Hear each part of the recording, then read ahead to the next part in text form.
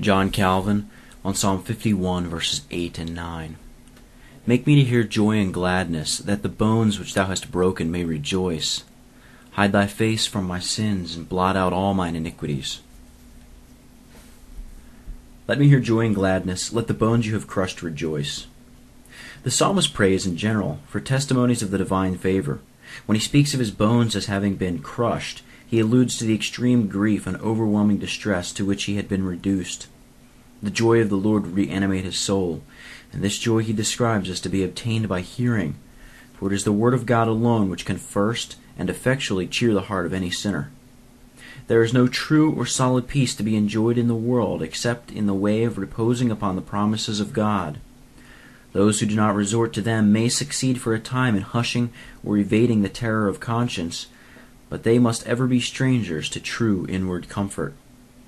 And granting that they may attain to the peace of insensibility, this is not a state which could satisfy any man who has seriously felt the fear of the Lord. The joy which he desires is that which flows from hearing the word of God, in which he promises to pardon our guilt and readmit us into his favor. It is this alone which supports the believer amidst all the fears, dangers, and distresses of his earthly pilgrimage, for the joy of the Spirit is inseparable from faith. Hide your face from my sins, and blot out all mine iniquity.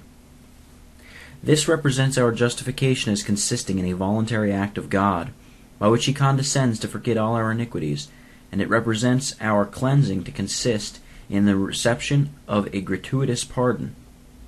David, in thus reiterating his one request for the mercy of God, evinces the depth of that anxiety which he felt for a favor which his conduct had rendered difficult to attain. God's pardon is full and complete, but our faith cannot take in his overflowing goodness, and it is necessary that it should distill to us drop by drop. It is owing to this infirmity of our faith that we are often found repeating and repeating again the same petition, not with the view surely of gradually softening the heart of God to compassion, but because we advance by slow and difficult steps to the requisite fullness of assurance.